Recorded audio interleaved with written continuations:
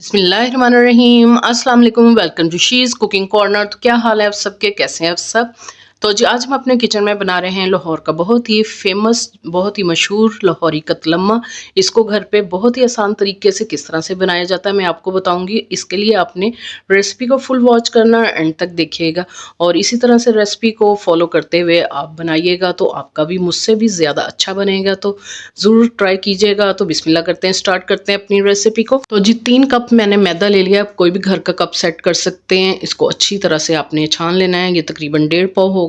तो इसमें हम डालेंगे 1 टीस्पून नमक और नॉर्मल टेम्परेचर का पानी, जो रूम टेम्परेचर का होता है उससे आपने इसको थोड़ा थोड़ा पानी डाल के आपने गूंद लेना है।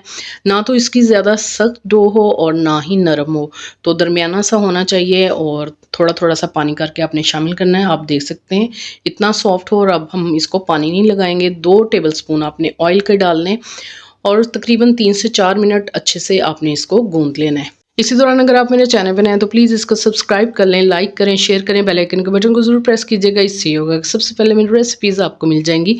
तो 1 घंटा हम इसको रेस्ट दे देंगे। तो कोटिंग के लिए हमें बेसन चाहिए। 1.5 कप मैंने बेसन लिया। अच्छे से आपने इसको छान लेना है। और जी इसमें जो पाउडर मसाले जाएंगे बहुत ही सिंपल हैं। नमक जाएगा इसमें 1 टीस्पून और 1 टीस्पून इसमें लाल मिर्च पाउडर डालेंगे और जी 1/2 टीस्पून इसमें चिली फ्लेक्स के जाएंगे। तो अकॉर्डिंग टू टेस्ट कम ज़्यादा नमक मिर्च आप अपने हिसाब से डाल सकते हैं। अगर तीखा खाना पसंद करते हैं तो ज़्यादा डाल लें। अच्छे से आपने इसको मिक्स करना है और थोड़ा थोड़ा करके पानी शामिल करें और फोक की मदद से भी आप इसको मिक्स कर सकते हैं और विक्सर से भी। विक्सर से तो बहुत ही आसान है और इसमें लम्स गुठली नहीं होगी और जल्दी से मिक्स हो जाएगा। थोड़ा सा पानी और ऐड करेंगे। ना तो आपने ये बैटर ज़्यादा सख्त रखना है और ना ही ज़्यादा नरम। तो आप इसकी थिकनेस चेक कर लें। ये रिबन की तरह गिरना चाहिए। ये देखें इस तरह से। तो इस तरह से इसकी कंसिस्टेंसी होनी चाहिए। तो जी इसमें हम डालेंगे 1/2 टीस्पून ज़र्दा कलर, जो ज़र्दा बनाने में यूज़ होता है। रेड लिक्विड कलर मेरे पास था तो 3 ड्रॉप्स डाल देंगे। 1/2 टीस्पून डाल लीजिए।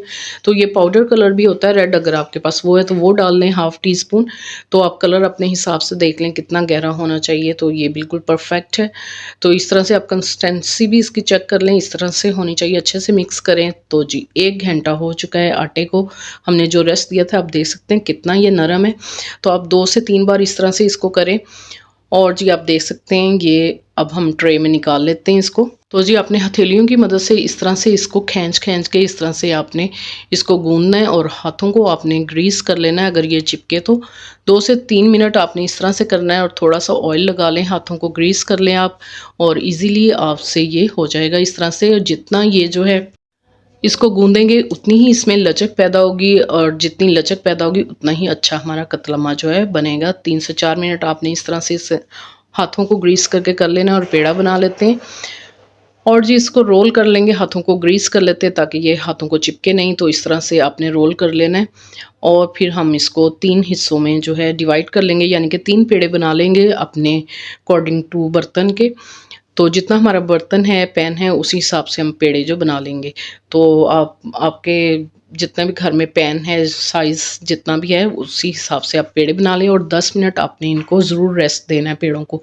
तो फिर ये इजीली जो है बेले जाएंगे। पेड़ों को ग्रीस लगा के आपने ढक देना है ताकि इस पे पापड़ी ना जमे। और एक ये मैंने पतीले का ढक्कन ले लिया। आप कोई भी परात ले सकते हैं आटा गूंदने वाली, उसको आप उल्टा करें और उसको ग्रीस करें ऑयल से और हाथों को भी आपने ग्रीस कर लेना है। तो बहुत ही इजीली जो है ये स्प्रेड हो जाएगा, यानी बेली जाएगी हाथ से। अगर आपने पेड़ों को 10 मिनट रेस्ट दिया होगा तो बहुत ही आसानी से ये जो है स्प्रेड हो जाएगा, आसानी से ये जो है फैलता जाएगा। तो ये आपने जो घर में हम चपाती बनाते हैं, रोटी बनाते हैं, उससे थोड़ा सा बारीक होना चाहिए। ये देखें बारीक सी रोटी होनी चाहिए उससे। तो ये इसकी थिकनेस है। तो इस तरह से आपने इसको बना लेना है। तो जी जो साबुत मसाले इसमें जाएंगे, सबसे पहले जी 2 टेबलस्पून काली साबुत मिर्च लेंगे, वो आपने लेनी है। और 2 टेबलस्पून साबुत ज़ीरा लेंगे। 2 टेबलस्पून इसमें साबुत खुश्क धनिया लेंगे और जी 2 टेबलस्पून इसमें जाएगा चिली फ्लेक्स के। तो ये साबुत मसाले ऊपर से हम स्प्रिंकल करेंगे। तो 1/2 कप मैंने माश की दाल ली थी, उसको गर्म पानी में 2 से 3 घंटे मैंने इसको भिगो लिया था। तो जल्दी से भीग जाती है। अगर चाहें तो ओवरनाइट भी इसको आप नॉर्मल पानी में कर सकते हैं। तो ये देखें कितनी सॉफ्ट होगी। इसका 2 से 3 पानी अच्छे से धो के पानी निकाल लें इसका। 3 टेबलस्पून मैंने अनारदाना लिया। इसको मैंने 2 से 3 मरतबा अच्छी तरह से धो लिया था। काफ़ी मट्टी वगैरह होती है इसमें, तो वो पानी निकाल लें आप। तो जी अब रेडी है कोटिंग के लिए। बेसन का जो हमने लिक्विड बैटर तैयार किया था वो हम हाथों की मदद से इस तरह से स्प्रेड कर देंगे, इसके ऊपर फैला लेंगे। ना तो ज़्यादा मोटा लगाएं और ना ही ज़्यादा बारीक, दरमियाना सा आपने स्प्रेड कर लेना है बेसन की ये कोटिंग। और माश की दाल जो है वो हम इसके ऊपर फैला लेंगे और अनारदाना जो है वो हम इसके ऊपर फैला लेंगे। और जी जो साबुत मसाले मैंने आपको बताए थे, चिली फ्लेक्स, ज़ीरा, काली साबुत मिर्चें, वो आपने डाल के ऊपर और इस तरह से हाथों की मदद से प्रेस कर लें ताकि जब हम फ्राई करें तो ये चीज़ें तेल में बिखरे नहीं। तो तेल मैंने गर्म होने के लिए रख दिया था मीडियम फ्लेम पे। तो मैंने एक परात ली थी जो आटा गूंदने वाली होती है, उसमें मैंने ऑयल डाल के कि काफ़ी ये बड़ी सी रोटी बन जाए तो वो मैंने ली थी। आप चाहें तो पैन में भी बना सकते हैं जितना बड़ा साइज़ आपके पास हो।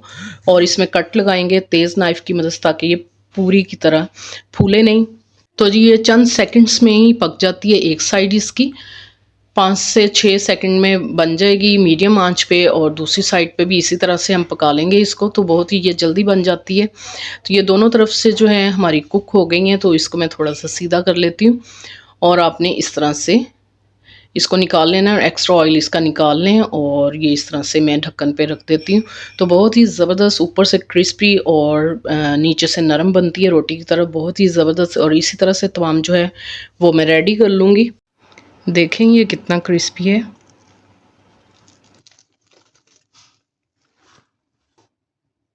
ऊपर से कितनी क्रिस्पी और नीचे से कितनी नरम है रोटी की तरह। मैं आपको तोड़ के दिखाती हूँ इसकी लुक, ये देखें आप, बहुत ही ज़बरदस्त और मज़ेदार बनती है।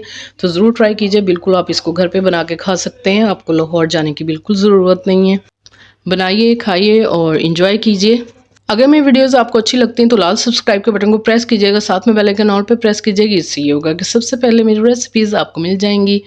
Thank you for watching. Next video तक के लिए अल्लाह हाफिज़।